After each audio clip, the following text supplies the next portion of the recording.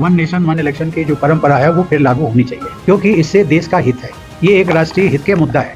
राजनीतिक दल सत्ताधारी दल होगा, उसको फायदा हो। एक देश एक चुनाव, वन नेशन वन इलेक्शन पर सुप्रीम कोर्ट, रामनाथ कोविंद, मोदी सरकार और विपक्ष के बीच जबरदस्त बहस होने जा रही है। दोस्तों, 2024 चुनाव से पहले मोदी जी एक बड़ा खेल खेलने के बारे में प्लानिंग कर रहे हैं। आज पूर्व उपराष्ट्रपति रामनाथ कोविंद ने एक देश एक इलेक्शन यानी वन नेशन वन इलेक्शन का ऐलान कर दिया। अब समझ में आ रही है कि अमित शाह का लगातार बार बार रामनाथ कोविंद के साथ मिलना, पीएमओ ऑफिस के अधिकारियों का रामनाथ कोविंद के आवास पर हर रोज पहुंचना और सबसे बड़ी बात कि मोदी जी का दिवाली के मौके पर रामनाथ कोविंद के घर जाकर के दिया जलाने के पीछे की कहानी क्या है? क्या इसलिए रामनाथ कोविंद को one nation one election committee का चेयरमैन बनाया गया था? क्या 2024 चुनाव लोकसभा चुनाव के साथ बाकी राज्य के विधानसभा चुनाव कराए जाएंगे? नरेंद्र मोदी किस प्लानिंग में हैं, बताएंगे आपको, समझाने की कोशिश करेंगे आज के इस एपिसोड में। तो वीडियो को अंत तक जरूर देखिएगा। नमस्कार, स्वागत है आप सभी का देश नीति पर।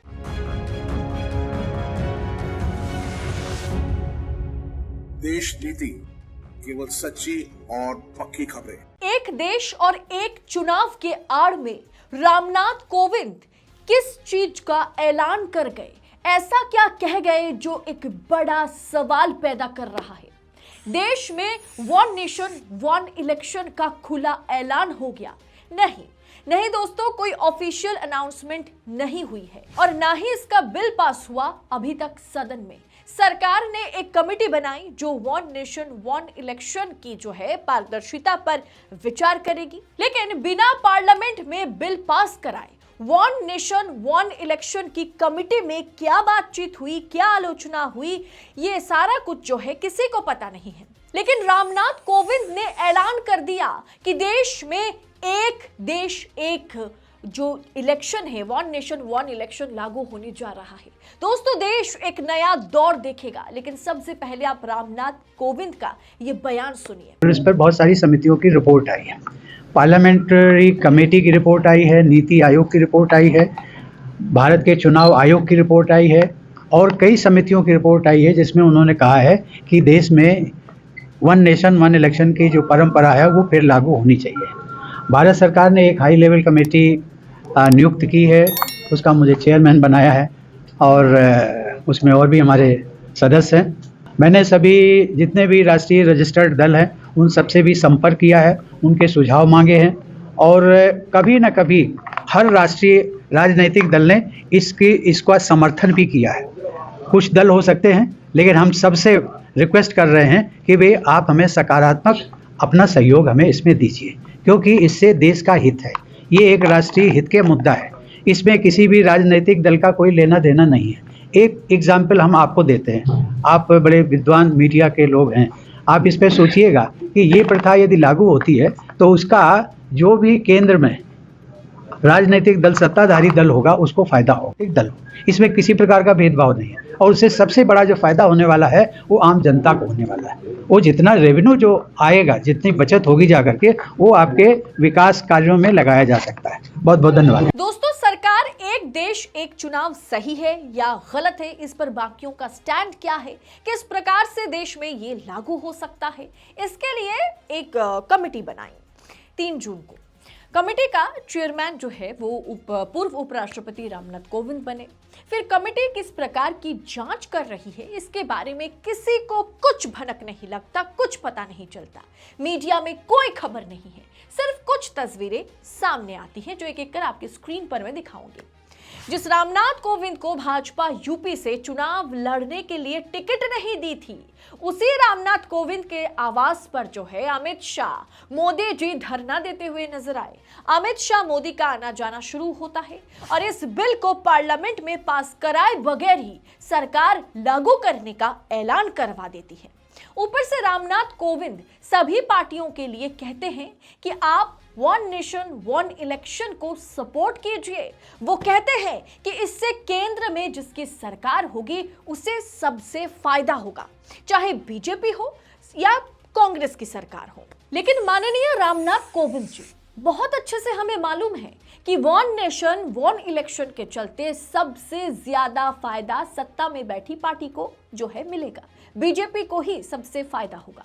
लेकिन देश में चुनाव जो है ना, देश हित और जनता की हित के लिए कराए जाते हैं कि चुने गए प्रतिनिधि देश के लिए और देश की जनता के लिए काम कर सके, समर्पित रह सके। लेकिन आप ऑन कैमरा कह रहे हैं कि वन नेशन वन इलेक्शन से सबसे ज्यादा फायदा पॉलिटिकल पार्टीज को होगा, बीजेपी को ही होगा। मतलब सबको एक देश एक चुनाव को इसलिए सपोर्ट करने की जरूरत है ताकि बीजेपी को फायदा हो सके। और आप यह भी कह रहे हैं, मतलब एक बार अगर वन नेशन वन इलेक्शन लागू हो जाए तो फायदा ही फायदा, बीजेपी को आज फायदा होगी, कल अगर सत्ता बदल जाती है तो कांग्रेस को। बाद में रामनाथ कोविंद जी को लगा कि ये ज्यादा पॉलिटिकल स्टेटमेंट हो गया, शायद मैं ट्रोल हो सकता हूं, तो उन्होंने तुरंत कहा कि सिर्फ बीजेपी या कांग्रेस को ही नहीं, इससे आम जनता को सबसे ज्यादा फायदा होगा। इससे चुनाव में खर्च किए जाने वाला पैसा बचेगा और उसी पैसे को जन कल्याण कार्य में जो है सरकार लगाएगी।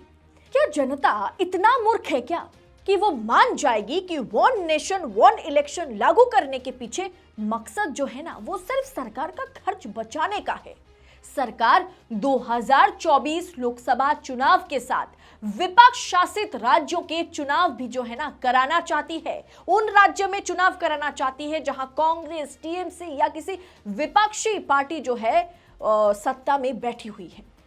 राज्य में भले ही बीजेपी की पकड़ अब कम होती हुई नजर आ रही हो, लेकिन केंद्र में मोदी का जलवा अभी भी है और राष्ट्रीय मुद्दे पर ही विधानसभा में फायदा लूटना चाहती है बीजेपी सरकार। मोदी जी, अमित शाह, वो एक तरह से लोकसभा के आड़ में ही विधानसभा में भी सेंध मारना चाहते हैं और इसीलिए कहीं ना कहीं वन नेशन वन इलेक्शन जो है सरकार लेकर के आना चाहती है।